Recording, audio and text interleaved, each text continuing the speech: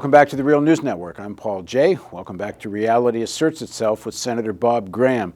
We're talking about the Saudi role in the events of 9/11 and Saudi's influence on U.S. foreign policy. The biography of Senator Graham in length you will find below our video player here, but just quickly again. Senator Graham was the 38th governor of Florida from 1979 to 1987. He was a U.S. senator from Florida from 87 to 2005. He was on the Senate Intelligence Committee and he chaired the Congressional Joint Committee on 9/11. Thanks again for joining us. Thank you. And I should say Senator Graham also is author of the book Intelligence Matters, the CIA, the FBI, Saudi Arabia, and the Failure of American War on Terror. So one question that's always kind of bothered me, because I personally haven't been able to find something obvious about this, and there's so much to read, and I haven't read it all, but it's been reported that Prince Bandar, who was then the Saudi ambassador to the United States, within hours of 9/11, contacts what we now know must have been President Bush, because the heads of all the other agencies, it was very interesting at 9/11 Commission, they kept asking to the head of the FBI, did you authorize these flights to get Saudis out of the country? I said no, and then the CIA said no, but I think it's fairly well known now it was the White House. But Prince Bandar, within hours of the attack, wants to get leading Saudis out of the country because 15 of the 19 conspirators on the planes are Saudis. Well, how does he know within hours of the attack that there's so many Saudis involved in this? It doesn't surprise me that he knew that. Now, at the worst, you can say he knew it because he was aware that this plot was developing before 9/11. At the best, his press people had access to the wire services, which quickly did identify that 15 of the 19 people were Saudi. So I'm not... How did the American government and then the wire services, how did anyone know so quickly?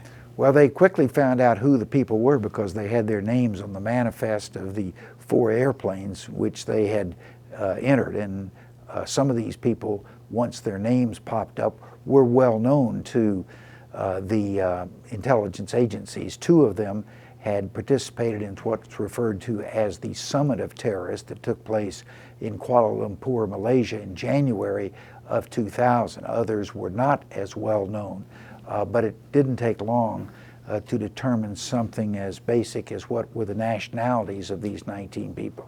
So that doesn't surprise me. What does surprise me is the reaction of the United States, and I think this was at the highest level, the President of the United States, how they reacted to this request. Here you have a mass murder, mainly U.S. citizens killed. Here you've got people who might have information about this mass murder that law enforcement would like to fully interrogate before they were out of our jurisdiction.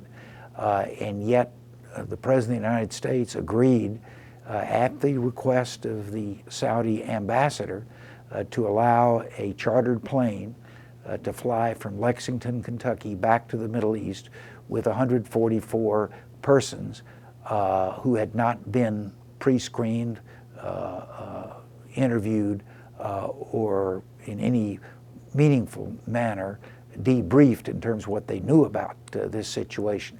After the flight, the FBI said, had we known that who these people were, we would in fact have interviewed a number of them.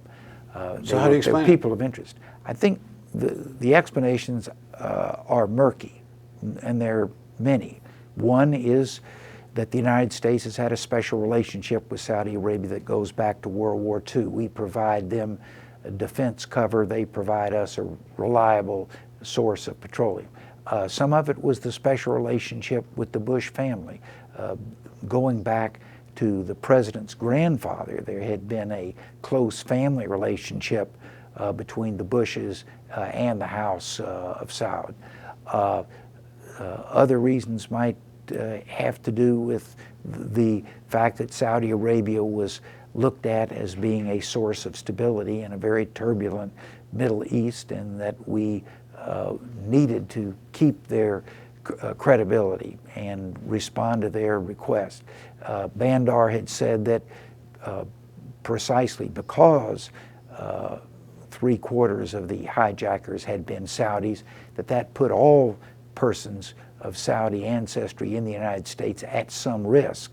And he selected who he thought were the ones that were most at risk, most prominent, probably closest to the royal family to have this. And members of the bin Laden family. Yes, there were several members of the bin Laden family, which meets both tests. They were members of the bin Laden family, and that family was itself close to the royal family.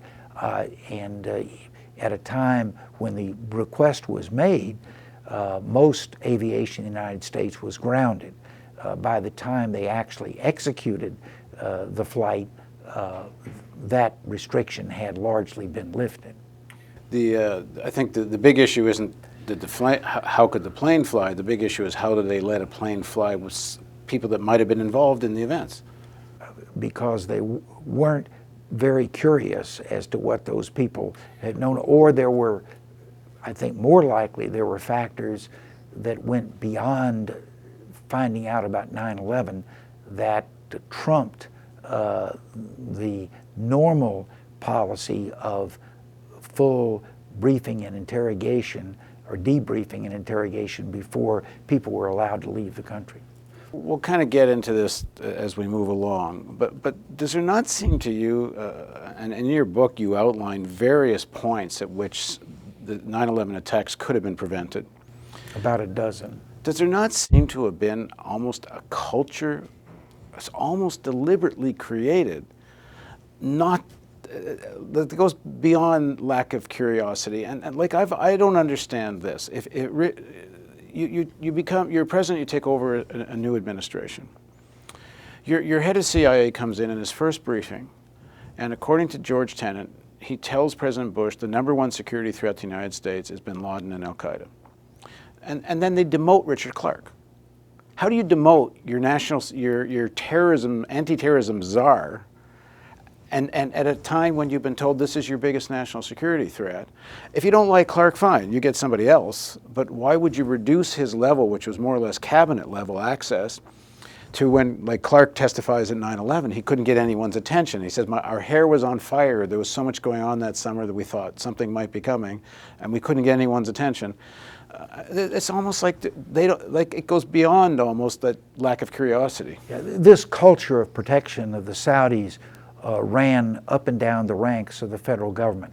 A very significant event occurred at the Orlando airport in 2001, early in the year, when a man arrived from Saudi Arabia and was seen by one of the agents at the airport, one of the customs agents, as being suspicious. And so they interviewed him to find out, why would a person have flown all the way from Saudi Arabia to Orlando for what appeared to be just a few days, maybe even hours, before he turned around and flew back.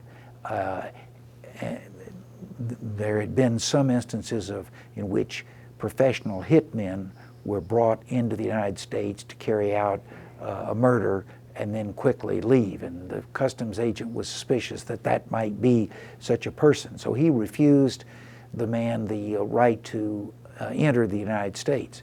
He was severely chastised by other customs agents who said, your career is now over, because don't you remember we were told that we're supposed to treat Saudis differently than we treat other people? But he persisted, and in fact the man was returned without ever gaining legal access to the United States. That may have been, probably was, the 20th hijacker who would have filled out the ranks of the 5 people on each of the 4 planes. But even at the level of a customs agent at an airport in the United States, the idea that Saudis were going to be treated with greater deference was an accepted part of the operation. You can imagine what it was like as you moved up into the higher ranks of the federal government.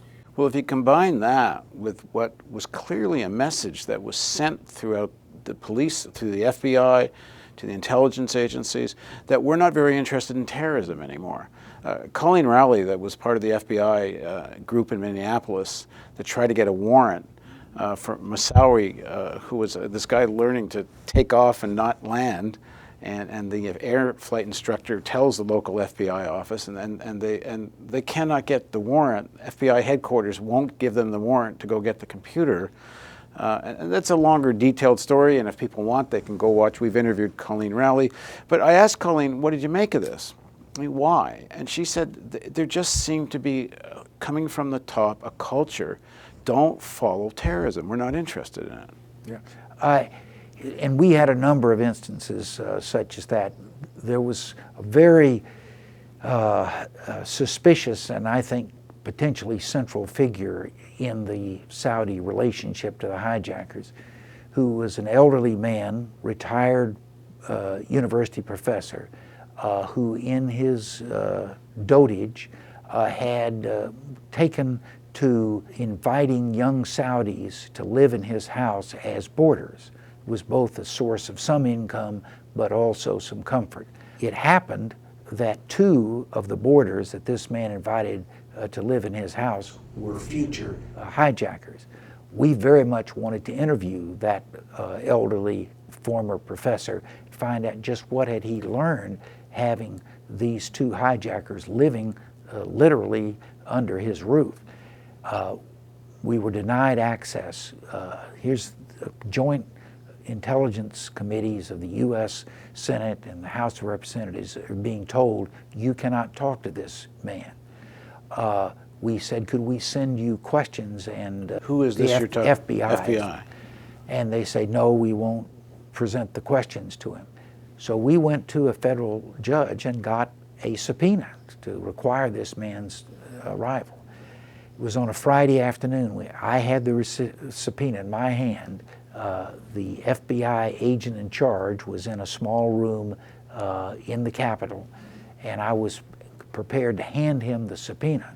And he backed up against the wall and said, we don't like to have our people subpoenaed. They described him as being our people because he was, in addition to taking in boarders, he also was paid by the FBI to allegedly oversee the actions of young Saudis. Yeah, isn't that the point? He was an FBI informant. Yeah, so that's why they were hiding him so much. But anyway, the man said, don't force the subpoena on us. On Monday, 72 hours from now, we will deliver this man. So the biggest mistake maybe I made in my public life was accepting the truthfulness, the veracity of that man's statement, because I did not push the subpoena into his hands. 72 hours passed, no witness came forward, and from that point forward, they just ran the clock out until the session of Congress that we had legal authority to conduct our investigation ran out, and to my knowledge, nobody has ever interviewed that man, who I think has a lot to say and to contribute to our understanding of the Saudi role in 9/11. Where is he now? I think he's still in San Diego. The last time I checked, which was 3 or 4 years ago, he was. This must frustrate you to no end, that you weren't able to finish your work, in a sense, and then it has left the public discourse. There's no further inquiries. Yeah. Well, what I've been thinking a lot about recently, and we're going through the period recognizing the 50th anniversary of the assassination of President Kennedy. A lot of this discussion has gone back to various theories about how was Oswald able to do this? Was he helped by the mob, by the Cubans or somebody? My question is, what difference does it make? If you'd found out that, yes, there was such a conspiracy, how is that relevant to any decision that we would be making today? In contrast, the issue of whether the 19 hijackers acted alone or whether they had a support network has enormous current consequences. If in fact the Saudi government was the source of financial, logistical support, provision of anonymity that allowed these people to stay in the country such a long time and go undiscovered, if they were part of the system that made that happen, think of what it would mean to U.S.-Saudi relations today. It would be a complete overturning of the premises upon which we have been dealing with Saudi Arabia, that it was a loyal ally of the United States, to now being seen as a country which was prepared to sell its soul to the worst in the world, even if that meant putting the United States in jeopardy and the loss of life of 3,000 people. Okay, in the next part of our interview, we'll ask Senator Graham a little more about why he thinks this is the case. Please join us on Reality Asserts Itself on The Real News with Senator Bob Graham.